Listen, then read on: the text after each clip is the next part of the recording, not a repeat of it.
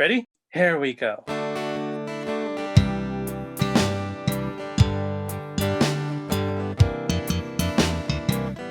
Different points of view and highs and lows. A new perspective everywhere you go. Open up your mind, drown out the noise, and see if this connected.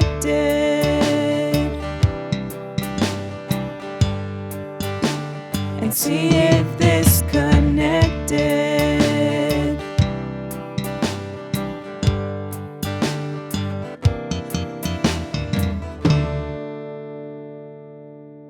What's up, fam? The mission of this Connected podcast is to connect generations and situations about faith, life, and whatever comes along the way. To not necessarily agree, but be listened to.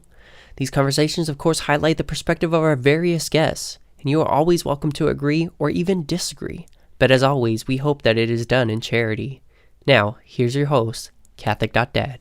Again, as always, thank you, Tony, for that really great introduction. Welcome to another episode of this Connected podcast. We won't have Tony, producer Tony, today.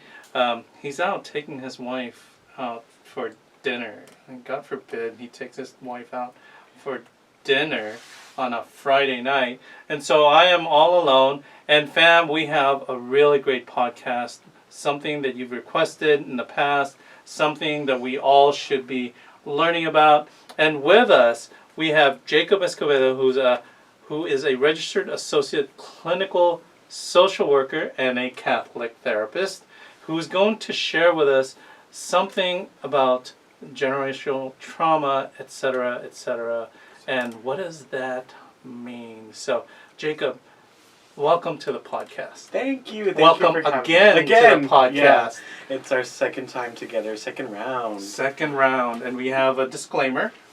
We do have a disclaimer. So I am a registered associate clinical social worker. However, I am not your registered associate clinical social worker, and that is directed towards the listeners. If you are in need of therapy or mental health services, we ask that you please do seek that from a qualified professional. This is not intended to replace mental health services or medical services or services that would provide you a diagnosis for a mental health condition. This is simply for informational and educational purposes. So Yes, informational, educational purposes. And if you hear something and that resonates with you, and you feel like, hey, I feel like I need to contact someone, how can they contact you? yeah, I'm on Clinically Catholic at Instagram. That's my handle. So I do have all my contact information on Instagram. You can reach me by phone. Phone is probably the preferred means of contact, so I do have my phone number listed on my Instagram. There you go. And it's very difficult to find a Catholic, quote unquote, Catholic or Christian or faith-based therapist that, especially Catholics. A lot of parents ask me, hey, I think we need therapy, but I'm finding with my HMO, people who are not even Christian, and they're telling me stuff that I disagree with. So how hard is it to find a therapist who is faith-based and specifically Catholic? Right.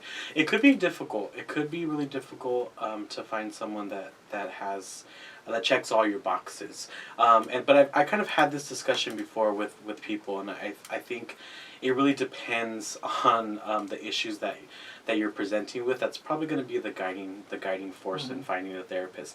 I think it is very important that Catholics should be able to find Catholic therapists, but really what it will come down to is if that professional is qualified to treat the issue that they're presenting with. For me, when I had to be on the other side of the chair, it was really important that I had someone who was faith-based. And luckily, that person was qualified to work with, the issues that I was dealing with and I was experiencing. So that's kind of like my piece of advice. There are websites that you can go on, CatholicTherapist.com, and directories to find people of faith who provide these services.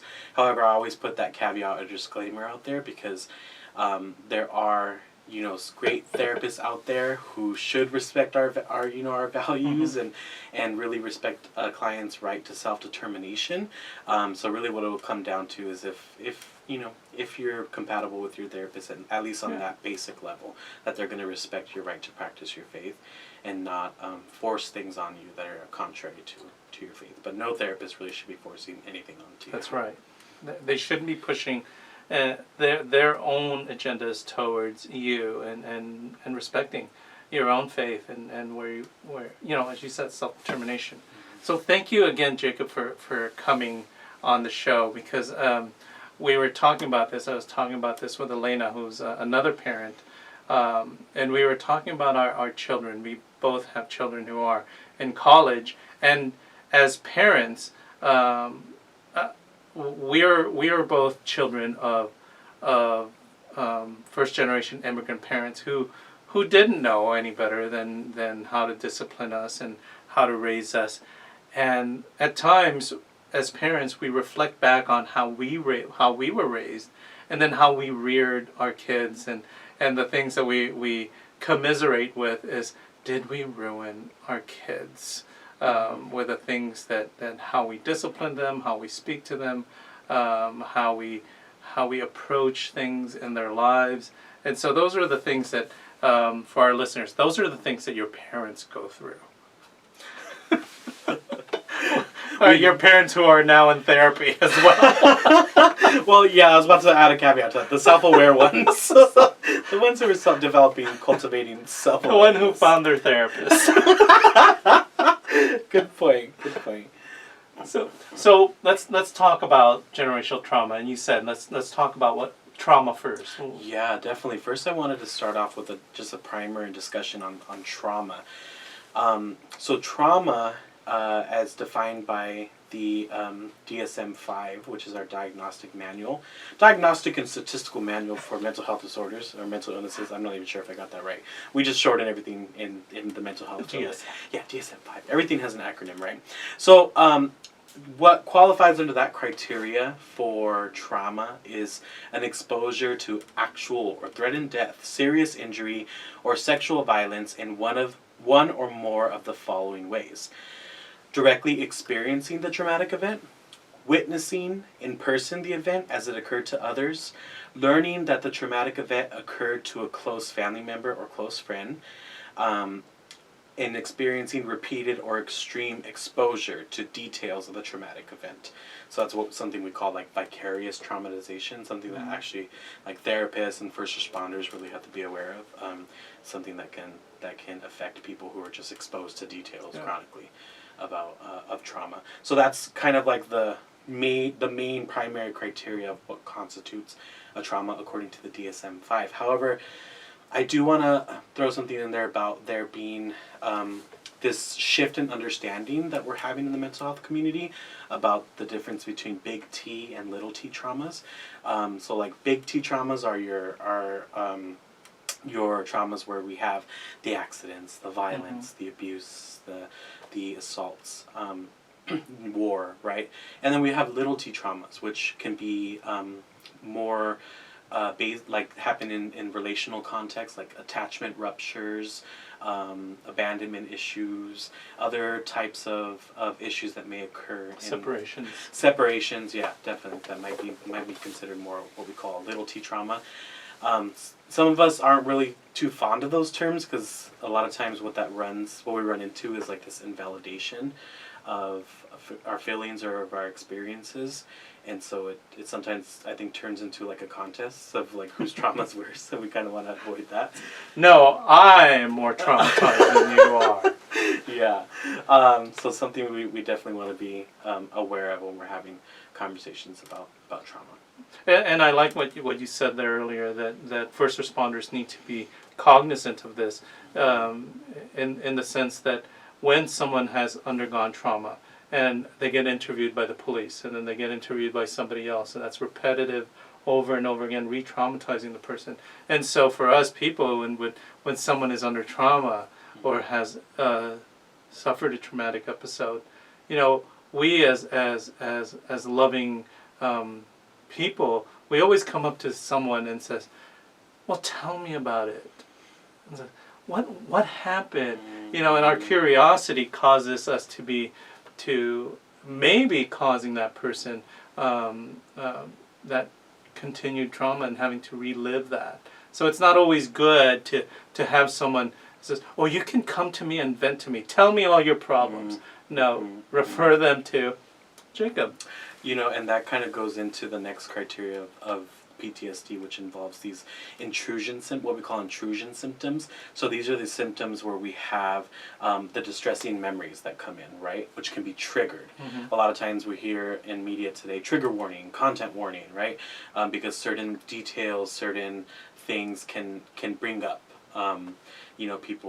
people's distressing memories. They can occur in the form of memories. They can occur in the form of dreams or nightmares. They can occur in the form of something that we call dissociative reactions, aka flashbacks, feeling as if the trauma was reoccurring. And there's a couple other things that are under this section, including psychological distress caused by reminders, cues that signify the trauma. This can be smells, this can be sounds, places, people, etc. Right? So that's perfect that you brought that up about the trigger part, right? So when that happens, and what are the symptoms that we should be aware of? A lot of people who listen to our podcast are either youth ministers or youth workers. Everyone's a youth minister, by the way. So people who are working with young people. And so in that sense, if a person is triggered, I mean, what are the things that as a youth minister, person working with young people or with anyone, what are things that we should be aware of, things that we should see, things that we observe, and how do we handle that? Right. So I think it's a lot of it comes down to giving control to the people that we're working with, we're ministering to, and letting them know ahead of time that sometimes things and discussions in youth group. I've never been a youth group, nor have I ever ran a youth group. So I'm gonna make some pretty big assumptions, but I hope I'm spot on. But I would imagine that discussions can get deep in Yes. youth group circles, right? So I think a lot of times it requires maybe the youth minister to be a little more proactive than reactive. So where there's discussions at the beginning of the youth group series or the beginning of the discussion of that day.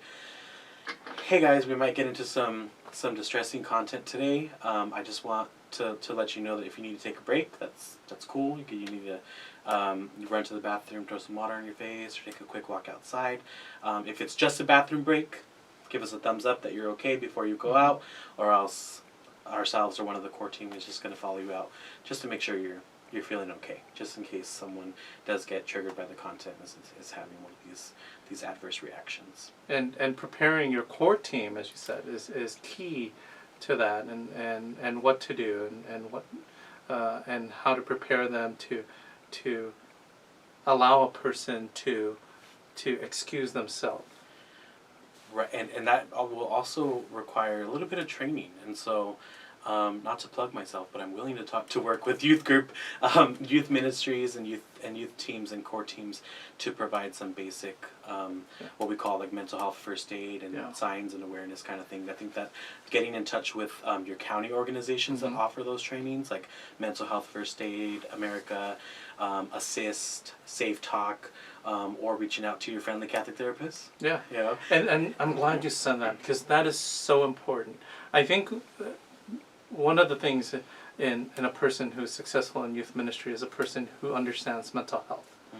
Because they understand that the young people that they're working with are in stages of development.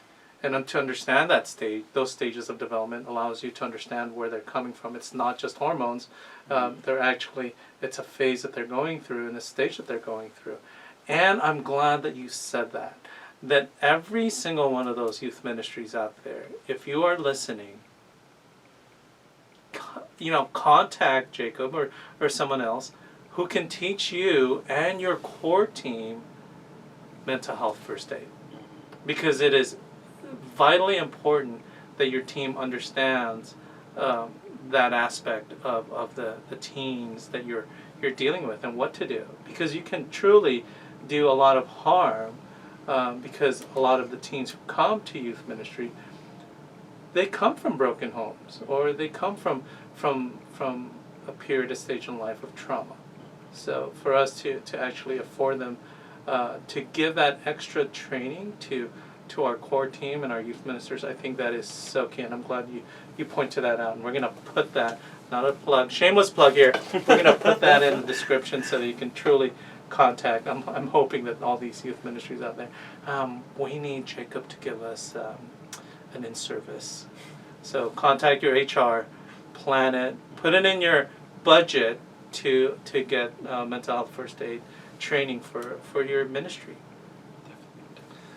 So PTSD. Yeah, definitely. So we talked about some of the big symptoms already. Some other symptoms that go in there is avoidance. A lot of people use avoidance strategies to really deal with and address these distressing memories and external reminders. We have various types of avoidance and numbing mechanisms. It can be substances, so it can be chemical, it could be mechanical, it could be behavioral, it could be mental. There's various types of these avoidance strategies that really people engage in. And then there is a change. There's a change that we experience in our mood, in our thoughts, in the way that we see ourselves, in the way that we see the world. There's changes in our body. We start to feel sometimes body symptoms. Some people will have physiological changes, like when they're triggered, they're feeling their hearts pounding, or they're feeling dizzy, or they're feeling numbness, tingling. They're feeling disconnected with their body. They're feeling like they're in a dreamlike state. They have hypervigilance. They're constantly watching their back. They have an exaggerated startle response at loud noises or things that are those trauma cues or trauma reminders, right?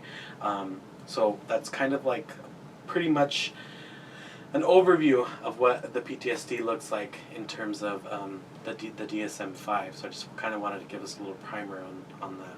Okay. Thank you so much. It's a lot of information. It is a lot of information. I think listeners out there are going to say, wow, I have all of that. Yeah, and that's also a part of my disclaimer.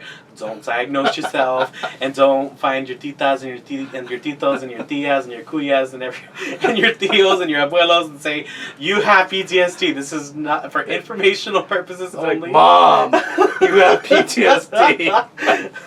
We cannot diagnose ourselves. Even as therapists, right? It's something that I'm not able to do, or diagnose family members, right? So it's important that if any of those warning signs or behaviors or symptoms are present in you or around you in your systems of family or friends, really to encourage you to get connected and get some help.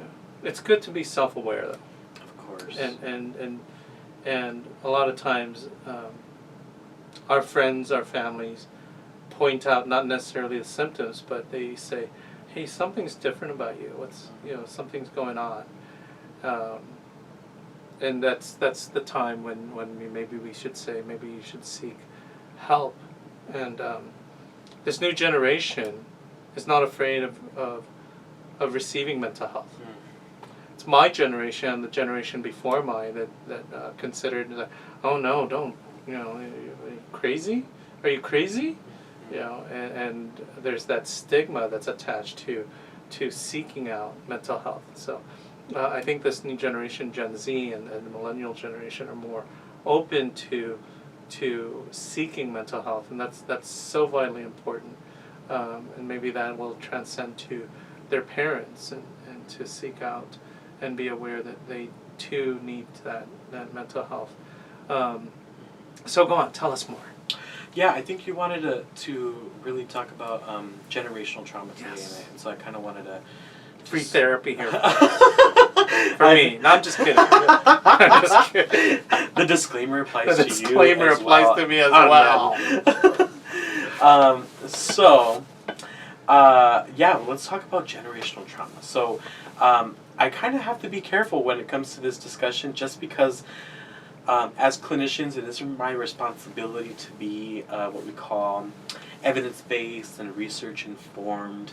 And so in my consultation of the literature, meaning what's been published about this topic, a lot of it relates to Holocaust victims. So victims of the Holocaust and their families, and the transmission of trauma throughout those generations. So we don't, outside of that, maybe for other ethnic groups, I haven't found a whole lot of research around that. But I think that research, even though that research is really linked closely to that population, I really still feel like there are some lessons and insights that we can gain from this research that probably apply to all of us, but maybe we just haven't caught up to that yet in terms of the studies of other groups as well. So tell us about that. Tell us about that study, generational trauma, that you just spoke of. Yeah, so let's just kind of take a moment and acknowledge, the pain and the trauma and the sufferings associated with the Holocaust, right? The attempted extermination of an entire people and internment in concentration camps and all these atrocities, right, that happened in that time during the war. And we think of the survivors, the people who came through that, right, and triumphed and made it. And we always honor survivors, right? We always honor the survivorhood of the idea of, wow, you made it, you're here, you're resilient, right? And sometimes we sideline the pain and the after effects of that, which is the residual effects, the traumatic stress that occurs as a result of that horrible atrocity, right? A lot of it, PTSD. Not to say that everybody came out, with PTSD, or that everybody who experiences the trauma will have PTSD. There's a lot of reasons for that, right? There's biological factors, biological and genetic predispositions. There's resiliency. There is sometimes your systems of support and all those what we call like protective factors might prevent someone from ending up having PTSD.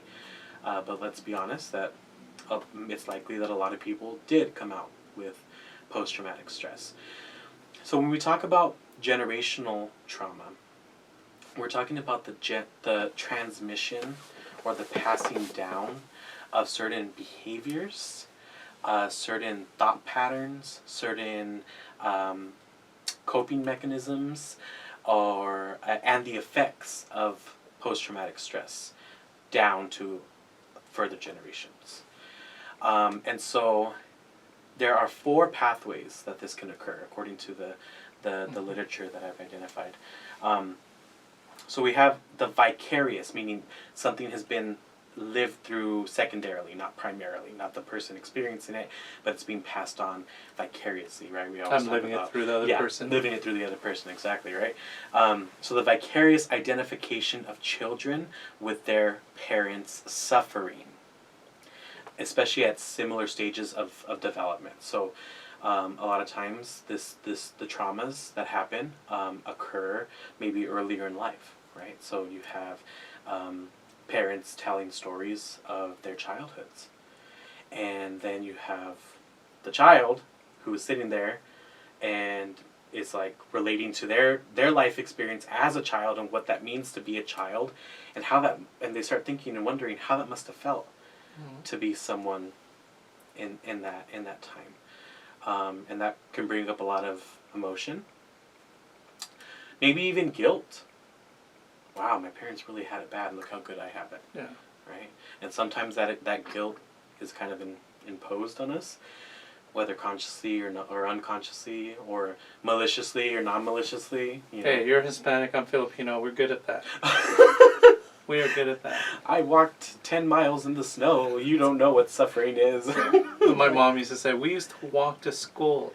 We used to walk 10 miles to school, cross one river and then a stream. And I'm like, yeah, right. And I went to the Philippines. It was true! I was like, oh my gosh, she did! She did walk 10 miles and cross one river and a stream. Okay. Valid. Okay, on to you. We'll give you points there. We'll give you trauma points there. That's not a point system, guys. That was a joke. But it is the stories that I'm glad you share that, because I grew up in stories with my mom of war stories of the Japanese atrocities in the Philippines of World War II, and the killings and the the killings of people, the bayoneting that she witnessed, and she would tell us this story like it was just like an everyday story. It was like our bedtime stories. I'm like, wow, that's like it. Wow. Let me ask you this, and this isn't therapy for you, but I'm gonna ask you a personal question. So I hope that's okay, and you can choose how to answer. But this next part says the intuitive responsibility assumed by children to compensate in various ways for their parents' suffering. So I'm wondering if you can think back to those times when you hear these stories and you hear about these different atrocities and horrible things that happen in your parents' life. You know, was there any compensation? Oh yeah, you know what? It's one of those things. My wife loves going to Japan. I have no desire. It's like, and you know, for the longest time in the Philippines and Southeast Asia, there was a lot of hatred towards Japanese people, and recently now, you know, that it's been okay. A lot of investment by Japan and businesses, but yeah, there was a lot of distrust, and yeah, there's that distrust of the Japanese people, but yeah, it was more of you know, being raised with those stories, being overly protective of your parents, and for them to be attacked by a different culture. So I don't know. It's one of those things. It's interesting. It's an interesting question. It's like mic drop. Mic drop. No, that was a mic drop. That was yeah. It was. You know, it's one of those things that was exciting, and the funny thing is when you're a child and you're hearing this, you know, you're hearing the story from a victim's perspective. But in your mind, you didn't think of my mom and my uncles as the victims. They were the heroes. In the story, they were the heroes because they were the survivors. They made it. They didn't get killed. Yeah. So that's how I always looked, like greatest heroes is my mom, who was 10 years old and evacuated away from the Japanese, who was killing everyone in the town as they evacuated, and so my mother's family and the whole village retreated towards the Americans' side. So those were the bedtime stories that I grew up with. And I think it's very cathartic for people sometimes to share their story. For others it's triggering. And I think, I mean, this is, I guess, our token of wisdom for parents, is just really be mindful about chronological and developmental levels of understanding, you know, and about maybe when we're sharing these experiences and the way we do so, because it really can create this impact on children, right? And mind you, when I was growing up, you know, the movies and the TV shows that we were watching were all war movies. You know, Rat Patrol, you know, Commando, and you know, there were war movies. It's like everything was about war, and so it was a different generation than it is today. It's like, I think my dog's barking. Okay, hold on. Okay. We're gonna take a break. Guys. We're gonna take a break. We're gonna let the dog out. Thank you, Tony. This one's for you. Sing a song, so you have to edit it out. Ready? Oh, I wanna dance with somebody. I wanna feel the heat with somebody. I thought it was just in the dark. Actually, there's gonna be fun. I'm gonna see if I'm gonna have to cut that part out. So we're back. That was our commercial. if you're considering doing a podcast, we use Buzzsprout. So go to buzzsprout.com and start your own podcast. It's really cheap and it's really easy to do. So there's our plug for Buzzsprout. Go Buzzsprout. Yeah, go Buzzsprout. So I just want to take a second and just thank you for sharing and being vulnerable. That was very insightful and I think very in line with what we're talking about here. So I want to just honor you for sharing, and I know that sounds like it was heavy, and so I'm glad that we're able to talk about that and be honest about what impact that had and give some education and insight to our listeners today. Yeah. Well, thank you for that. It's there's a lot of, and for most people who know me, I'm an open book. I share the traumas I've had growing up in the United States as an immigrant, of bullying and things like that. And I think it's important for people to sometimes hear certain things that occurred in their lives, so that says, hey, you know what? It's important to share. It's important to share that people do struggle at times in their lives, and with help, they're able to make it through to the other side. Definitely. With continued help. Definitely. And maybe that was one of the reasons why I got into the mental health field. You know how it is. Yeah. That's the story for a lot of us. That's the story for a lot of us. But it's so funny. I think, and we'll talk about ways to address this in a bit. But I really think even for mental health practitioners, especially those of us who are of color or minorities, the concept of going to therapy was still very foreign, even like almost to the very end of my education in that field. There was no understanding of what therapy really was, and if I needed it, right? Until like later on, in my college education, where I was like, oh, I think I have to sit on the other side of the chair before I come into this. I remember particularly in this assignment that I was given for a social work assignment, because I'm a social work major in both of my degrees, my undergraduate and my graduate degree. And social work, we talk about leaning into the discomfort and leaning into suffering a lot, and we were required for an assignment to lean into our own. And we were actually, it was on family and generational stuff. So we had to do make our own genogram, which is like our family tree, and we had to write a history of our family and our struggles.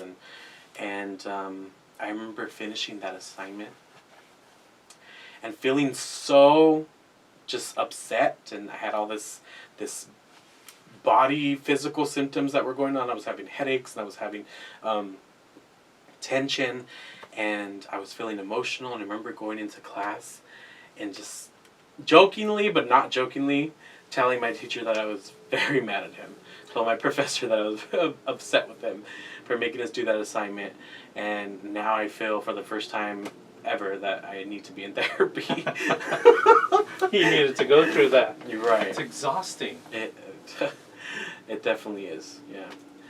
But I think you brought something else up in terms of how our parents communicate. We talked about how our parents communicate to us, and that's kind of goes into the next way that there can be some transmission of what we call generational trauma, and this is the patterns of parenting that is shown or demonstrated by the survivors of the trauma towards the quote-unquote offspring or the children, right? And so this kind of opens up a little bit our discussion on attachment theory and the importance of bonding, the importance of creating a secure base in families so that children feel like their needs can be met. And with people who experience trauma, that could be a challenging task. That could be really, really challenging when they're managing the distress and the emotional distress, the physical distress, the psychological distress of their traumatic stress symptoms and their memories and their flashbacks and nightmares, or depression, anxiety, obsessive-compulsive behaviors, anger, addiction.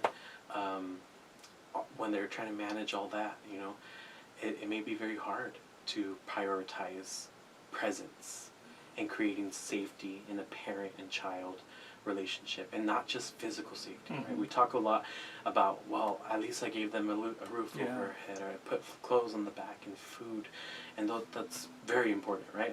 That's like the first level of Maslow's hierarchy of needs, that little pyramid that we see and read about in every sociology or psychology class that we talk about. That the first thing that every human needs is those physical needs, right?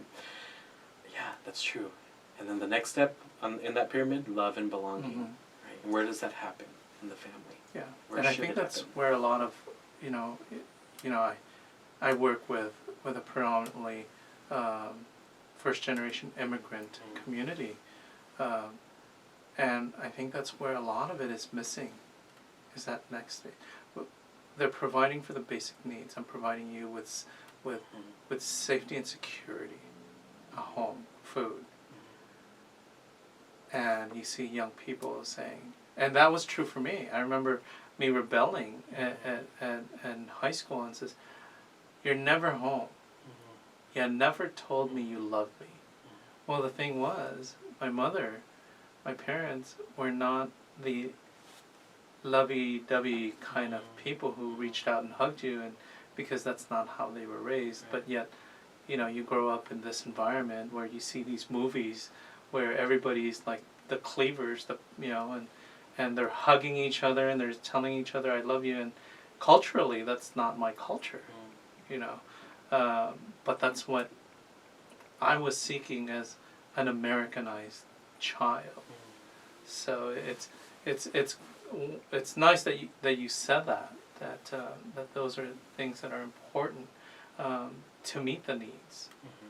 That my mother always met our basic needs, but it's that next level that we need to progress to. And we can't forget to talk about that issue with love and compassion, right? Because ultimately what that comes down to, that mechanism, that pattern of behavior, is survival, right? That fight or flight stage that our parents are sometimes stuck in because of what they survived: war, civil war, famine, and poverty in their countries of origin. And even the poverty here that they arrived to. Exactly. I see that a lot. That that as my mother told me, you're like a spoiled child. So, how can I be spoiled? I'm poor. We're poor. But we didn't understand where they were coming from. Right. So. Right.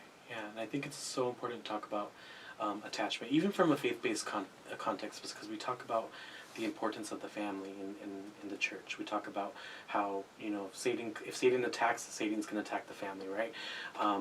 Why? Well, because the family is a place where children are to be known, loved, and guided and brought up in this secure sense of self, secure sense of I can trust that my needs are going to be met, right? And that's going to set me up for healthy relationships, whether it's friendships, romantic relationships, and even relationship with God and the church. All that should happen in the context of the family. You know, it's so important, those first 100 days of development. So we hear all those campaigns on the radio. Read, what is it called? Read, sing, talk, right? So babies get to know your voice. You know, it's all those things are important to foster that secure attachment. And we'll come back a little to attachment later, but we had that the last one in terms of transmission of generational trauma comes down to the styles of communication between parents and their children in general, and about the traumatic experiences. So we talked a little bit about that, you know, the sharing of traumatic experiences explicitly and how that can impact, you know, some a child or a person's psyche, and how they can develop that secondary or vicarious, you know, traumatization. They get traumatized just by hearing about it, right? So that definitely is another means of that communication. But I also think of communication of patterns of behavior as well. Yeah.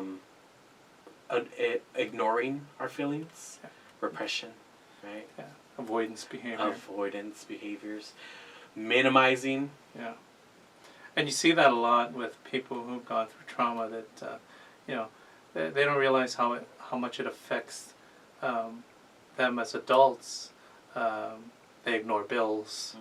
They don't communicate well with their spouse or their partner, or they avoid confrontations with managers.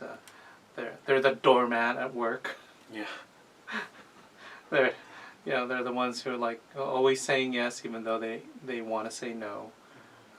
They're the overwhelmed, overburdened employee or core team member. Right. Exactly.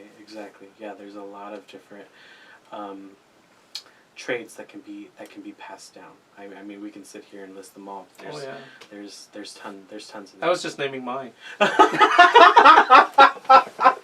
Those are all firsthand. Wow, we love it. We are getting into it here. Yeah. So that's the transmission of generational trauma. I mean, what I got next is kind of moving into a discussion about what do we do. But before that, if you have any other questions, we can. No, what I want to get on to next is in that transmission of that generational trauma. What do we do? What are things that are available spiritually and even not spiritually? Because not everything is about, we want this to be spiritual based, but there are things that actually you really need some help. And it's okay if it's not spiritual based, as long as you said earlier that the person that you're going through respects the fact that they're not pushing an agenda towards you, and they respect your faith. And can walk with you. But, there are people out there who are like saying, well, even myself, it's like, why am I repeating the same thing that my parents did? Even though I did not like that, why am I doing the same thing with my children? It's like, how do you break that? Yeah. Familiarity definitely is something that we can... creates sometimes a false sense of safety. I'm gonna keep doing this because,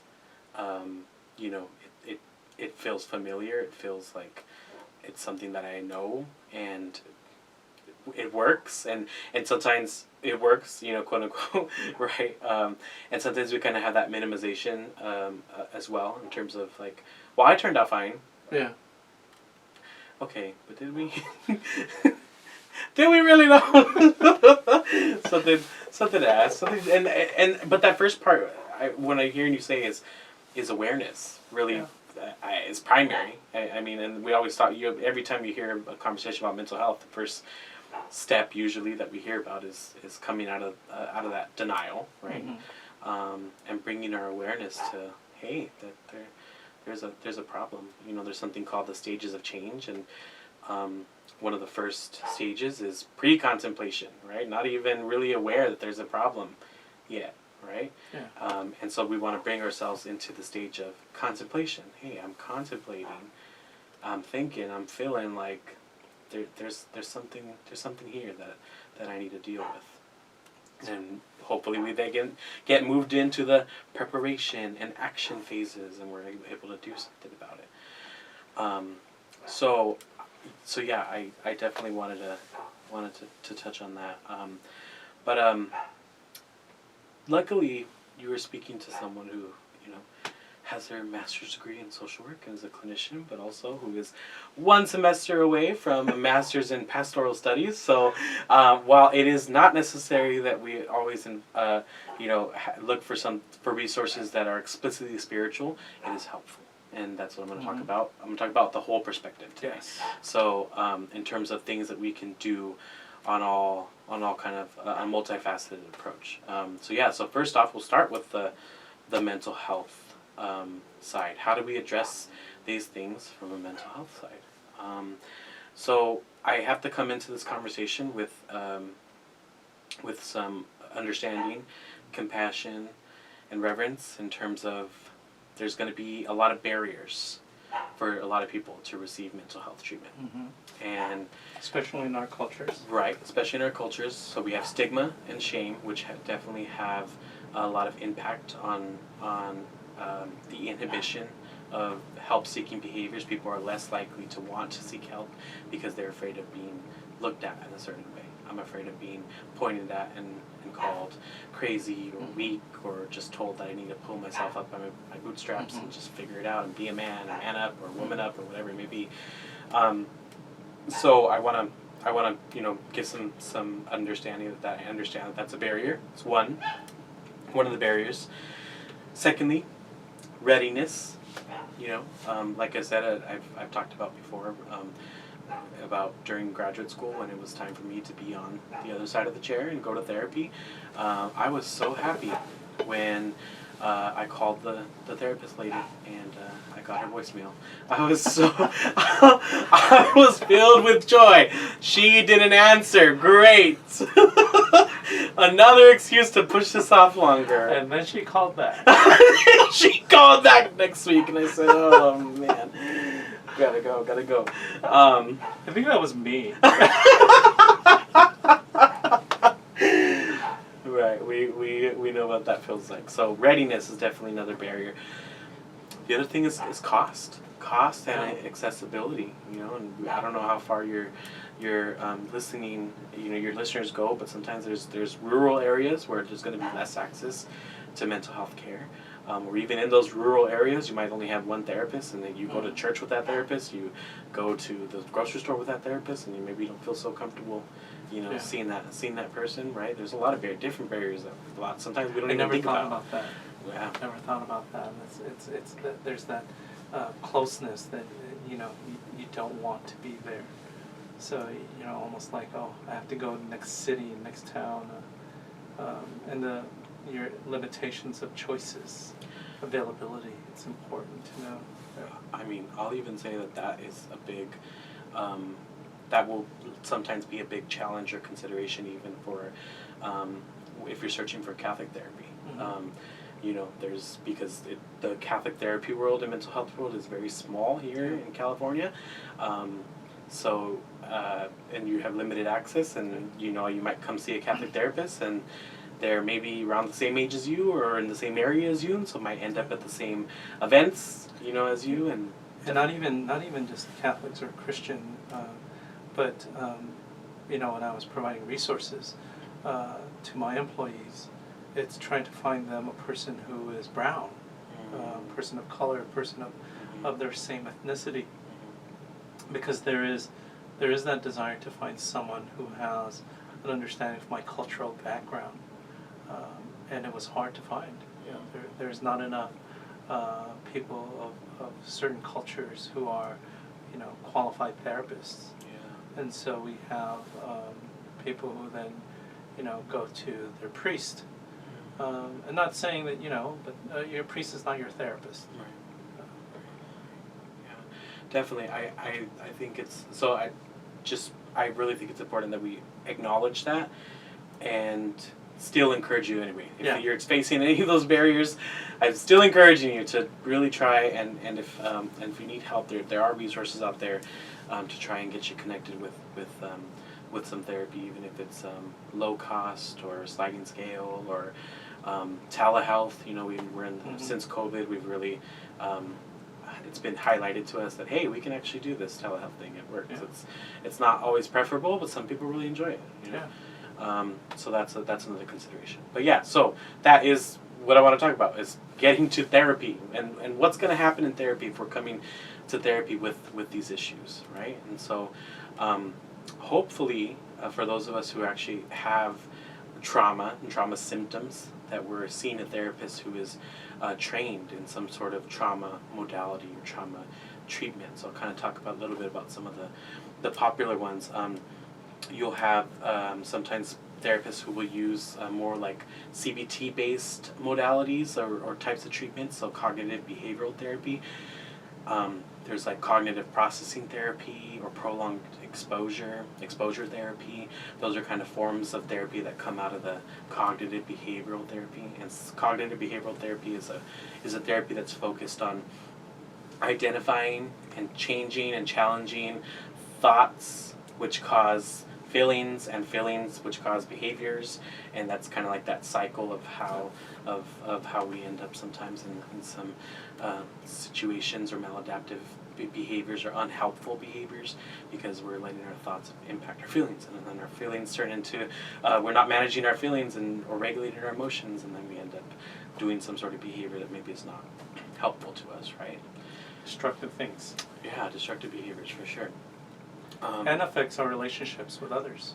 Relational, yes, that's one of the things that major like areas that can become impaired by trauma and other mental health things. So there's also other types of therapy like EMDR. I am a therapist who practices EMDR, and I want to use this platform to kind of. And people out there know what the heck is EMDR? Well, that, or they're kind of like, is that okay for me to do as a Catholic? Because a lot of times it gets compared to hypnosis, because we use eye movements and other forms of bilateral stimulation. We're using, trying to access both sides of the brain. I mean, I guess the way we can talk to this generation about it, the younger generation, is if you've been on TikTok lately and you're listening to a video and a sound, you have your earphones on and the sound is playing on both sides and it kind of feels like it's flossing your brain, that's bilateral stimulation. What a way to describe it. Yeah, that's exactly. I don't know if you run into one of those sounds yet. Have you? Okay, yeah. They're playing. It's playing on both sides of your ears and alternating. That's bilateral stimulation. I always feel like it feels like my brain is being floshed, right? So that's a mechanism that therapists use to help people reprocess their traumas, and it's evidence based. It's one of the standard treatments by the VA to help veterans with PTSD and many other types of mental health disorders. So these are some common treatments that we'll see for trauma.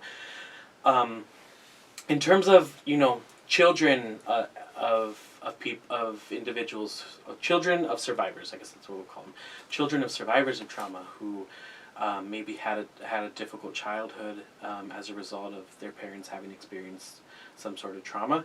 Narrative therapy is something that can be really powerful. Narrative therapy, the principle of narrative therapy, is essentially reauthoring and rewriting your story.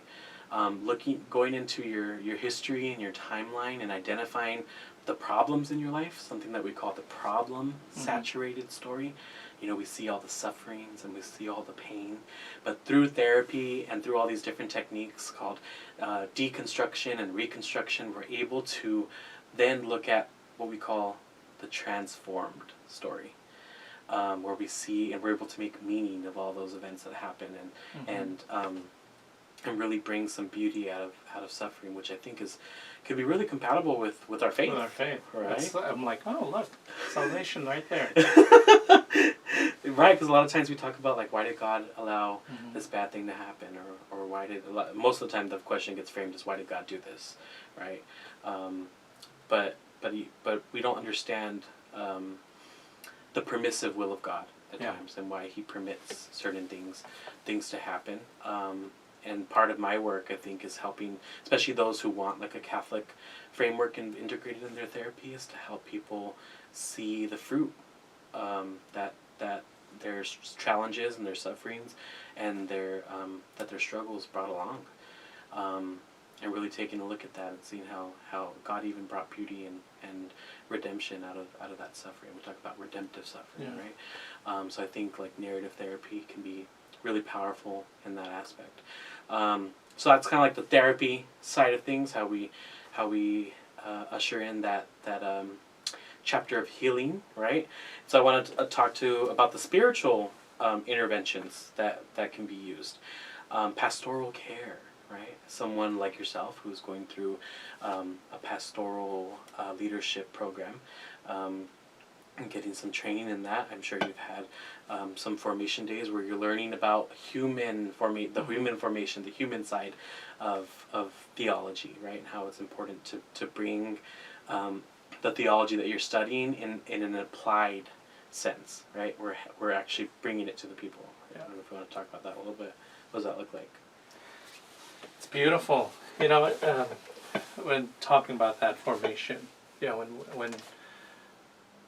when you first go into this formation course, you're thinking, oh, I'm going to learn some theology, share the faith, but actually it wasn't as much as that. It's much more than learning about yourself and how to share yourself and your faith with others, and your understanding of it, and what is the truth. What is the truth? And so I didn't start enjoying it until probably the second part of the second year, where I'm like, oh, okay, I get it now. Okay. Pretty much. I was like, I actually like this. I think it was all these books that I ended up buying, and actually, yeah, all right, I'll read them now. But yeah, and finding a spiritual advisor is so much more important while going through the course. And I think everyone should find a spiritual advisor. If you're doing any leadership in ministry, find your spiritual advisor. And that can be really healing, because you're getting in touch with someone who can feel compassion for you, can help you discern God's will for your life and how God is speaking to you, and also make sense of certain spiritual struggles. I do need to say that your spiritual advisor is also not your therapist. Yeah.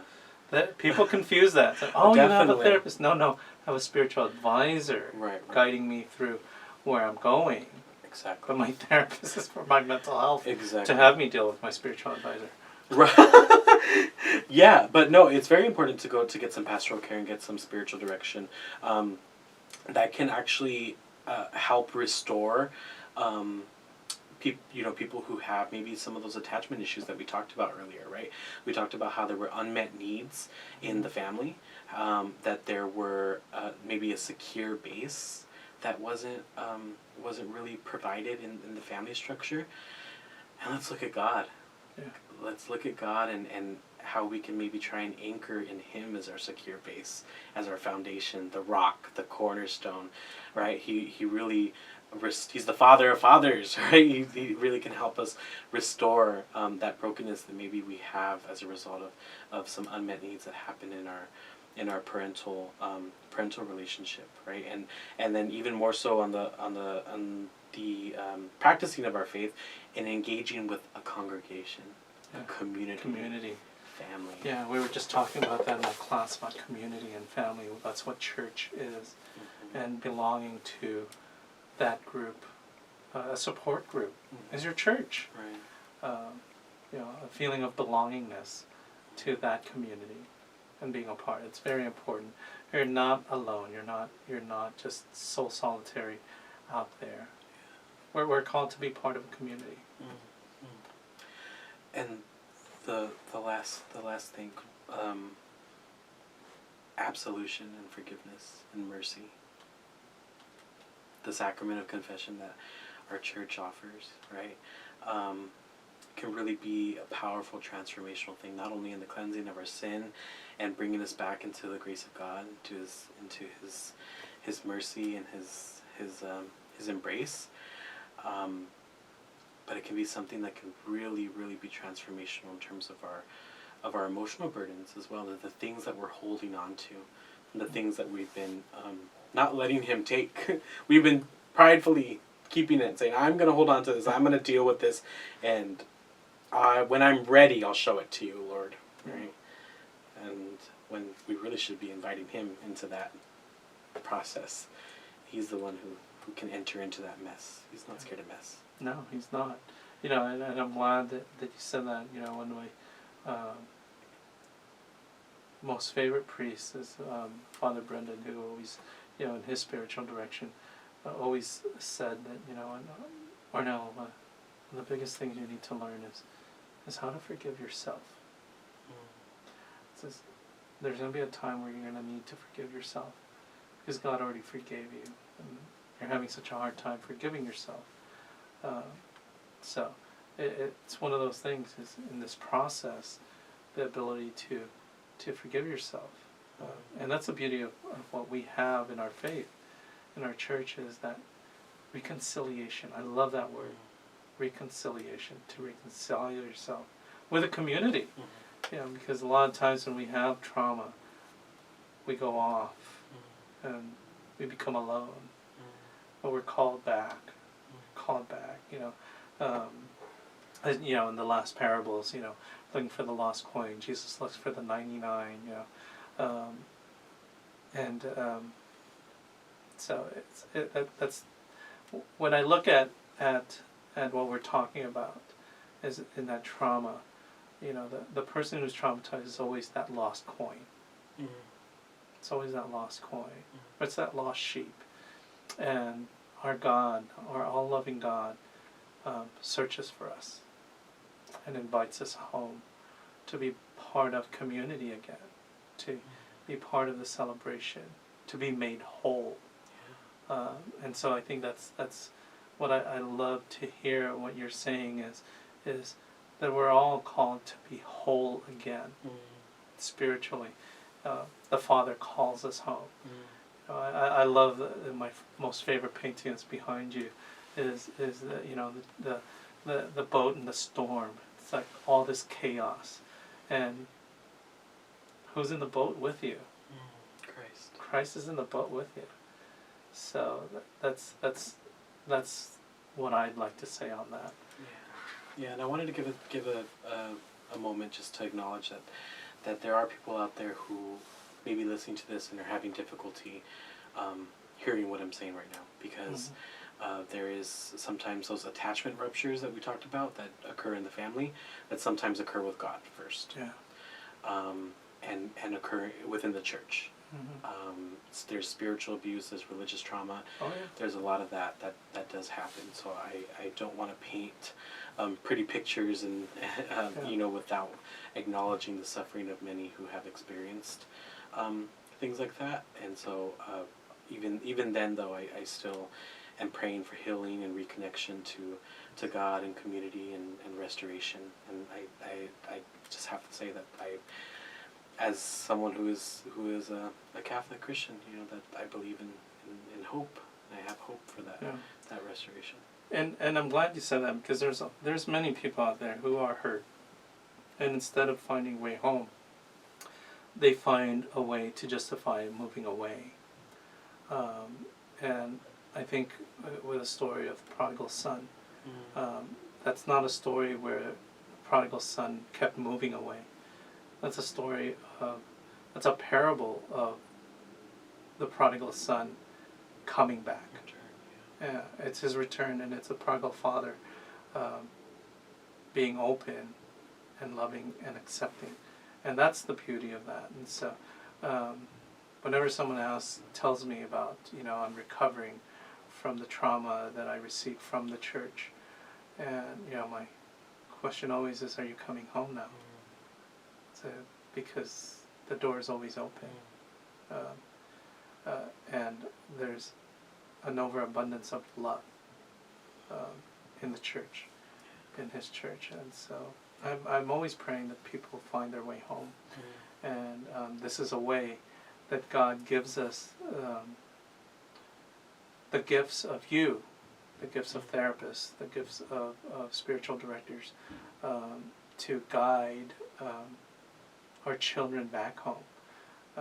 No matter how lost or how hurt or how traumatized or how broken we are, the doors to, I always say the doors to heaven is always wide open. And it's for us to enter.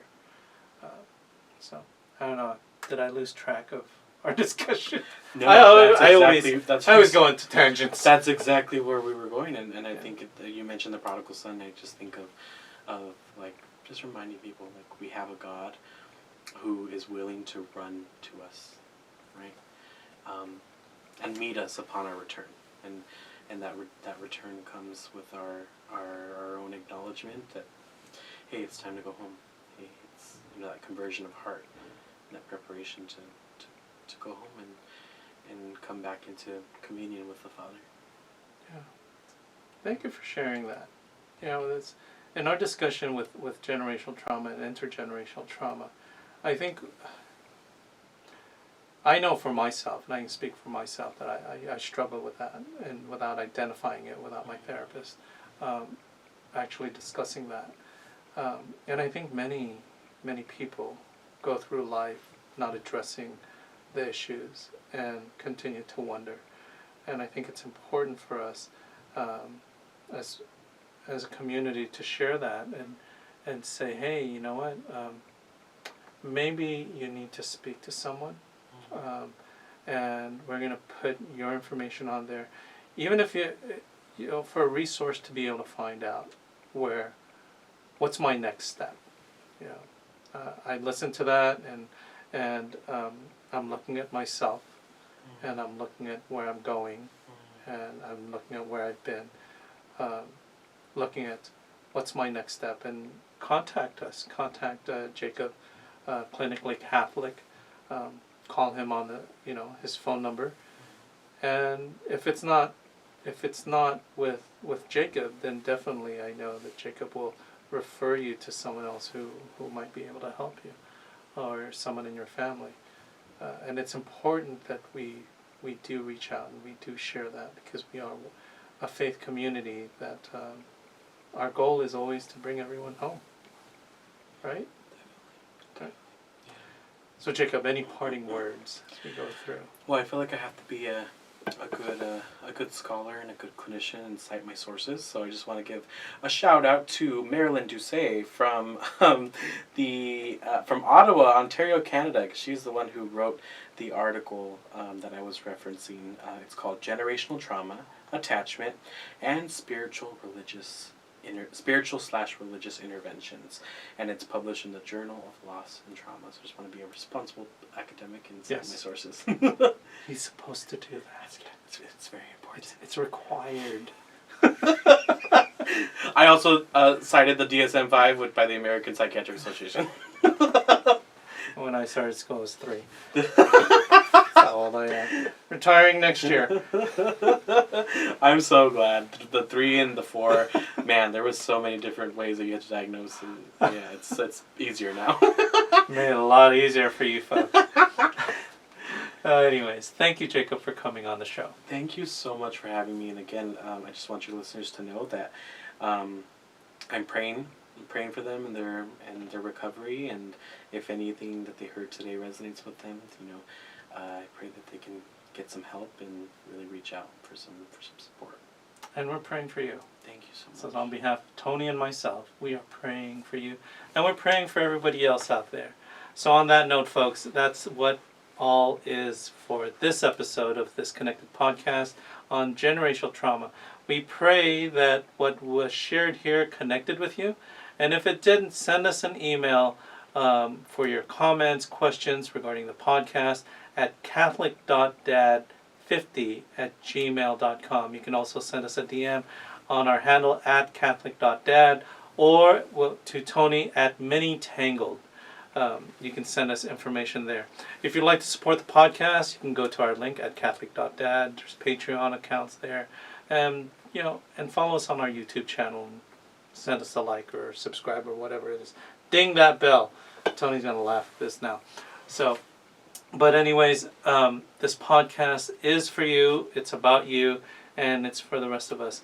So on that note, on behalf of Tony and myself, we'll be praying for you. Please pray for us, and as always, be blessed and be third. Different points of view and highs and lows, a new perspective everywhere you go. Open up your mind and drown out the noise of different generations of the girls and boys. So sit back and relax, this the podcast. Don't overreact if the thoughts are abstract. When it's hosted by Catholic.Dad, who knows what's gonna happen? Hey, what's up, fam? Different points of view and highs and lows, a new perspective everywhere you go. Open up your mind and drown out the noise, and see if this connected. generations and situations about faith, life, and whatever comes along the way. Expect runaway thoughts like a runaway train. Break into conversation like links of a chain. Make a Hail Mary pass, hope this connects. Have a question for a guest, put it to rest. Live a life of holiness, lead by example. Follow at Catholic.dead and mini tangled. Christ leads our way, he's the good shepherd. Pray for one another, be blessed and be there. Different points of view and highs and lows. A new perspective everywhere you go. Open up your mind and drown out the noise. And see if this connected.